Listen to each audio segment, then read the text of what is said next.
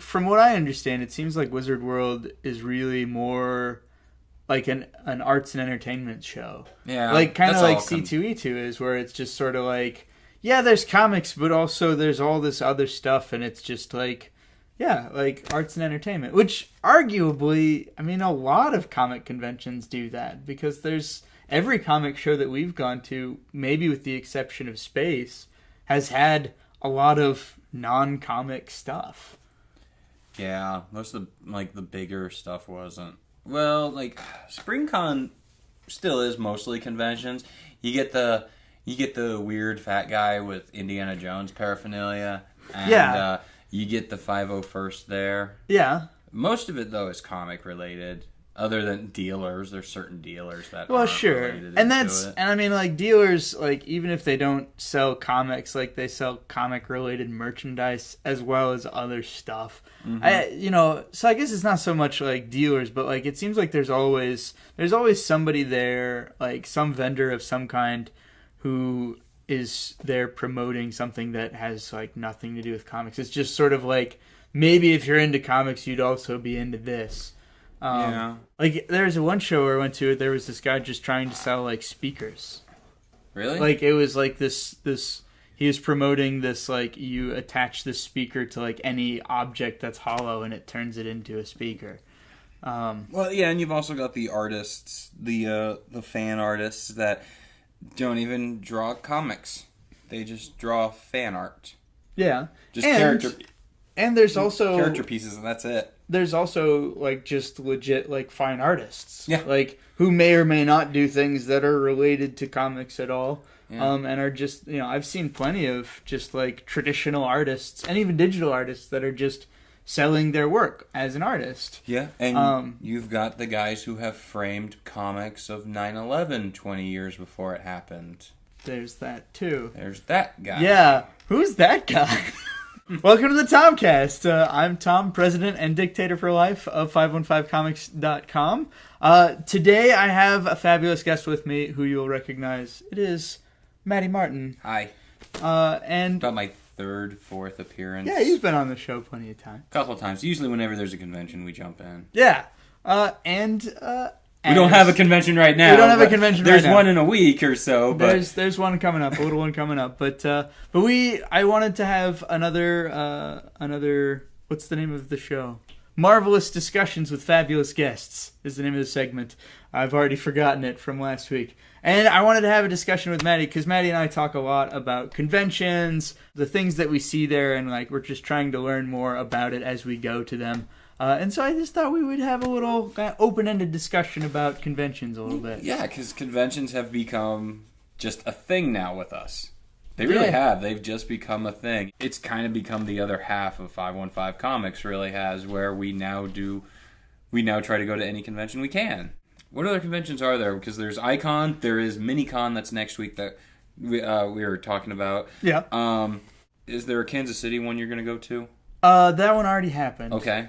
There was going to be one in St. Louis, Missouri. I was about to say St. Louis. That one, though, is canceled this year. Oh, isn't that the one where you and Trey went to, where you guys... It was a really good turnout? Yeah. See, that's one I've wanted to go to. Yeah, just the people putting it on, I guess, just had a lot of personal things going on, and so they're like, we can't put enough into it to get it together this year, so we're going to put it off until next year, which I can totally get. Like, I don't know what it must take to, like, plan one of these events, but I can only imagine that it's an awful lot. It is, and I was actually, like, I'm a big Transformers fan. I follow their conventions. There's one convention this year that just got canceled. Yeah. It's called Chariticon, and, or I think that's what it's called. The 2015 one got canceled and has ceased.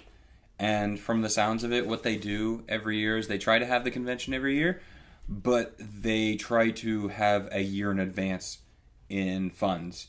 So, like, I guess this year or last year they didn't make the funds to actually hold this, because it's not an official convention, it's a fan convention. Since they didn't make it, they just announced that they're going to cease it. Oh, man. So, and it's ran by like a group of guys and things like that. And I guess what they do is they try to be a year ahead with funds for the convention, getting everything set up. And they haven't been able to do it at all, so they've just decided to end it.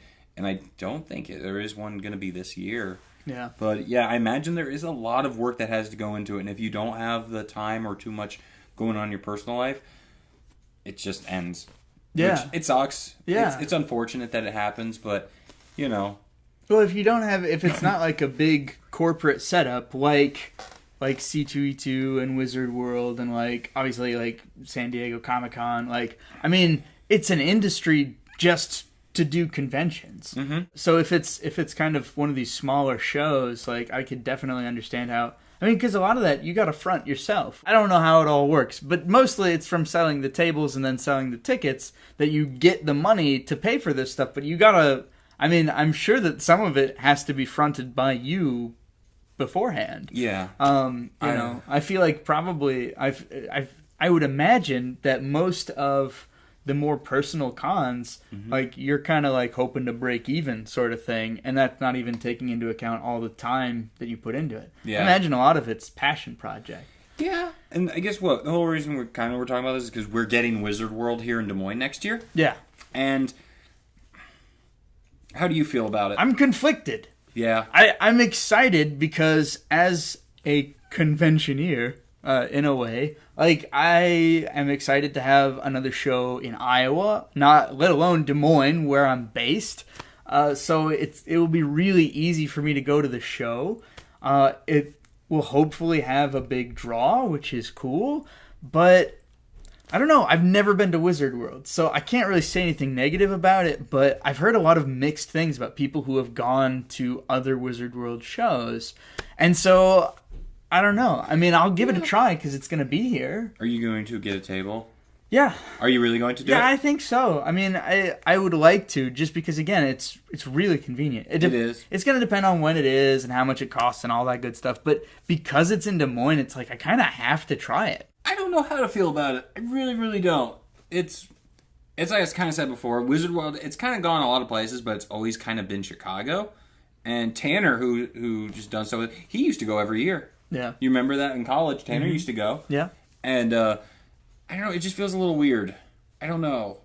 I should be excited, but I'm not. I don't know. Mostly it's probably because conventions have stopped really being about comics. Well, yeah. They really have. And that's what we were talking about at the start there, too, is that it's just sort of like, it's all sorts of other things at comic conventions.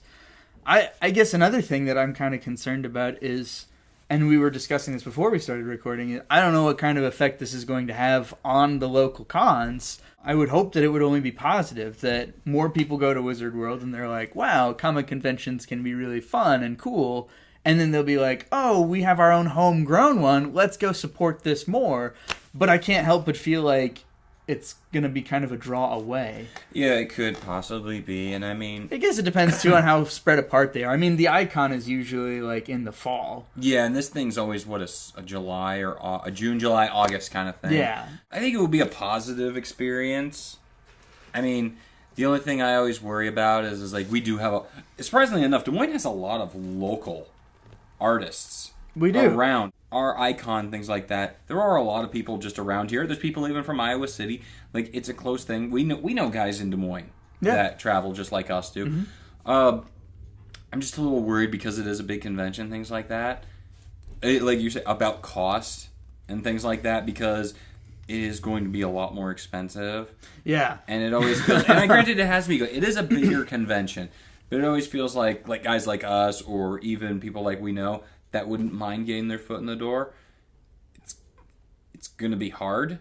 Yeah. It's going to be hard to try and set something up, set a table up. It's going to be even probably harder to even possibly break even. Yeah. On getting... Yeah, I mean, but you are getting your name out and things like that. And you can't always think about making profit and things like that. It's just... I always kind of look at it, and I know you have in the past, is this going to be worth it? Yeah. This one's probably going to be worth it. I would hope very so. much, because it will draw a lot of people. Because Icon draws people mostly within probably a 2-hour driving. Mm. Wizard World's going to draw everybody here. I would hope so. It's not SDCC. It's not New York Con. It's not C2E2. It's probably close to C2E2, where people come all over. But it's going to be pretty darn close. Like, it's not going to be like Icon, which is between, I don't know, 500 to 2,000 people coming. it's probably less than 2,000. I mean, yeah, probably much closer to the 500 mark. Yeah, because I can't remember. We don't have actual numbers, so. No, but I remember Icon was the one that we first attended to. That one was huge. Like, I remember someone saying that one was over 1,000 attendees and things like that. And I mean, so that gives you just kind of an idea of the perspective of like, just, like having more than 1,000 people is a big deal for the Icon, which I love the Icon for what it is, but it's a small show. That's all there is to it. And Wizard World, God, that's a 10,000 plus show. It's a big show. Yeah. And so, but that's in Chicago. It's Chicago and stuff like that. We have a much smaller like community to draw from as far as like customer base. But you're right, more people will come from out of town and out of state to a show like this, which will be interesting. And they're definitely. It sounds like they're going to get really big names, and I'm conflicted about that too. I mean, that's another just thing about conventions that I haven't quite worked out yet. Is the people who come just to see stars. Like, I understand the allure of celebrity. Like, I know why people, like, want to meet someone and get their autograph. It's not something that appeals to me specifically, but I kind of get why people do it. But as someone who's going there and selling stuff, I don't really care who's there. It's like more people might be going past my table, but people who are just there to see, like, William Shatner or whoever... Do they care that I have an independent comic? Are they interested in that at all? I mean, maybe there's some crossover, but I feel like people who want to see comics and comic stuff are not always the same people as people who just want to go and stand in those long lines and get something signed by whoever. What do you think about, like, the different things that, like, conventions do to draw people in, like, having the big name people? Like, do you think that that's good for people like us who are trying to promote themselves, or do you think it like doesn't matter at all? Like, I'm kind of on the fence where I think it has no effect on us really. I think a lot of people. Well, I'm a little weird in the case. I could care less who special guests are. I go for the experience. I don't go to shake someone's hand or something like that because they don't care. They don't care. So I don't really care to ever. Because we've had famous people at conventions before. I've met one of them. I had him autograph a book. He's a nobody for a lot of people, but he was someone for me. He wrote a comic that I liked. But like William Shatner is supposed to be there. I don't care. I don't really care to see those people. I know, but there are a lot of people that do. There are plenty of comic book people. There are plenty of artists that will go just for stars. Yeah. That will go just to see artists and stuff like that. So I think it'll be a huge turnout. For me personally, I don't care about that. I really don't care. I mean, I like what these people write or act or draw or something like that, but it doesn't mean I want to meet them per se.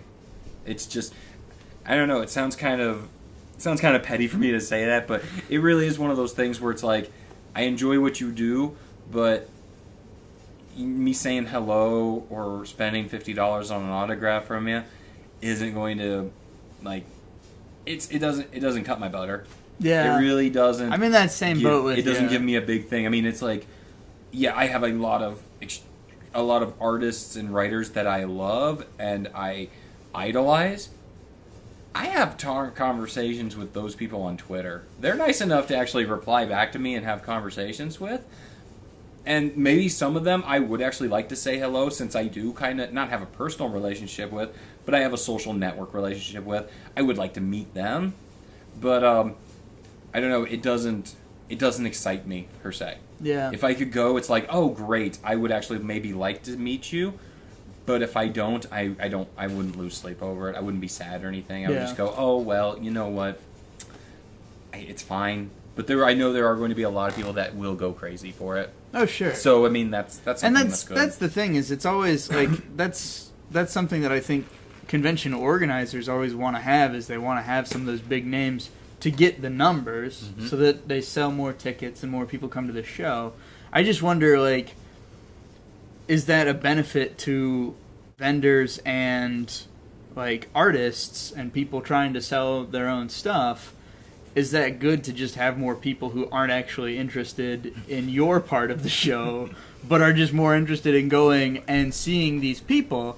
And I don't know. I mean, I guess on on the positive spectrum, it's more people potentially going past your table. Yeah. And more people potentially picking up a business card or taking a look at your shit online. But I don't know, it just seems like it's kind of, knowing myself, and I can't project myself on other people because that doesn't work, but knowing myself, it's like if I went to a show and I just wanted to go there to meet Lou Ferrigno, I don't think I would give a crap about anything else at the show. I mean, if it cost me a lot to get into the show, maybe I'd be like, well, I guess I better find some other stuff to look at that I like. But if that was like my goal and that was the reason I was going, is because it's like, oh, the only reason I want to go to this show is because that guy I like from a movie or a TV show is going to be there, then I don't think I'd really give my all to like walking around and checking out what was at the other tables and events and things. I mean, but this is our third consecutive year doing this kind of thing. It does pay off to have just strangers walk by and take stuff. That's true. Then again, we haven't really had people who have tracked us down to get our new stuff and things like that. Not especially. It is just random folks. Anyway, I was going to ask you, so did you ever go to a convention before that first SpringCon that we went to? Yeah. When I was younger, I went to some of those smaller legitimate comic book conventions. Oh, like a show where it's just people selling stuff out of long boxes? It's just people selling out of long boxes in high school. Yeah. There was, Mayhem was there. Mayhem was the only one around. Well, Dragonfire was around before it slowly died away. Yeah. So just comic book shops and like and just personal random vendors people. And there was always the one guy who was selling the bootlegs of Star Wars on DVD when Star Wars didn't exist on DVD. Nice. And stuff like that. And I think I was like 15, 16 at that time. And I remember growing up reading Wizard comics before that, when that was a thing, and always going through the specials of all the conventions and stuff. And I remember seeing all that stuff and going to my first convention and being so disappointed. Yeah.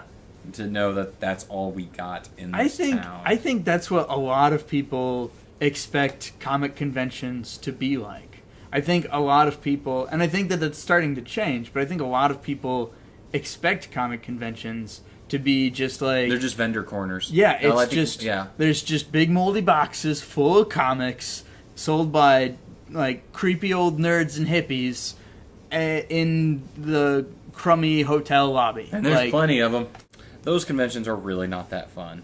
I think I went to about 4. Just like the comic sales just sort of thing. Yeah. Because they used to do them about every other month, I think, or every 3 months. They used to have them posted at the comic book store that I went to, and I did go to maybe 3 of them in high school or just out of high school too. But yeah, it was just people selling out of long boxes. Oh yeah. Wasn't that exciting? And it's pretty much just if you want to like pick up comics that you don't have in your run or something. Yep. Like, I mean, that's like the whole point. I got my Dreamwave Transformers issue 1 covers, both covers that were rare. Nice. $10 each. They're worth less than the paper they're printed on now. I'm glad that we have so many options in our area that are better than that these days. I'm excited for Wizard World just because it's going to be something different. It's going to be a change. And we'll see what happens. People ask, would you ever want to do one at, like, people just always say San Diego Comic-Con just because that's what everybody says. That's the only one everybody knows. That's the big one, yeah. You can't get a table at San Diego. You just literally can't. You have to be a veteran of the conventions. Yeah, Catch-22. You essentially have to sign up for the 2015 convention during the 2014 convention and see if you can get a slot. But since everyone, like, when I say veterans, I literally mean the guys beforehand, they're already given a slot. They just have to confirm it, essentially. Wow. Yeah, so it is hard and to get one. The answer to that question is no. I would not want to do San Diego Comic-Con. I Dexter's going this year. Yeah. Very jealous of that. Sounds like a lot of fun. Oh, not for me. I don't know. We watched that movie. I couldn't handle it. I couldn't handle the people. Like, it's too much. It's too big. It is too big. That's why I think maybe someday. I have some personal conventions I'd like to go to that kind of get as big as that. But yeah, it is according to their numbers, a 50 to 60,000, 75,000 people convention. Nah. Granted, if you get rid of all of the entertainment industry out of that, which is what all the comic book people want to have happen. Yeah. It's going to go down to maybe 20 to 35,000 people, which, according to them, they would love. Yeah, no. They'd like to have their convention back. I'm sure. Thanks for discussing conventions with me a little bit. Always fun. Always fun to talk about conventions. Indeed it is. We still have a lot to learn. I'm excited to go to more in the future years, and I hope you continue to come along with me, too. I will. So. I won't be doing stuff anymore because I won't even be doing... I guess I should probably say this. I don't do Redemption much anymore just because I'm always busy. I am going to keep working on it, though. Yeah. I am going to keep working on it and get to a point where I want to have, like, a book. I want to have, like, something the size of Next To's Volume 1 to do, and then someday make a book out of it. And then maybe that day, bring it back on a website basis. Maybe do something on my Facebook with it. Maybe not. I don't really care. But it's not dead. It's going to be dead in a web form and a public form. But I'm still going to do it for me. And then eventually make it happen. Right. But I just can't keep up with a website. I haven't done... I think I've done like a couple pages this year of it. And it's July. I just don't have time. My job my job takes too much out of me. Yeah. And I just can't do it. I wish I could. But, you know, when I started that series 5 years ago... 6 years ago, I had all the time in the world to do it, and as the years go by, as I get older, as my life gets to further points down the road, I don't have time. And it's unfortunate. I'd like to have all the time you got for it, and I know you make the time for it. Could I do it? Maybe, but I've tried. No, that's okay, man. I can't. So, I totally get it. I've been meaning to say this. I'm going to put something out eventually. Official statement. It's not dead forever. It is still a story that needs to be told. So... You know, is it going to be back in the next year, 2 years, 3 years? Maybe not, but someday that story is going to get told from me, and I hope everyone likes it. Well, I look forward to it. It's all about me. That's right. Well, thank you again for being here. Yep. And thank all of you for watching. I hope you guys have a great weekend, and we'll see you at a convention someday. Next Saturday. Oh, that's right. MiniCon is in Des Moines, July 19th from 10 to 5. Oh, by the time this comes out, a week tomorrow. Yeah, exactly. So it's Tuesday. Shut up, guy.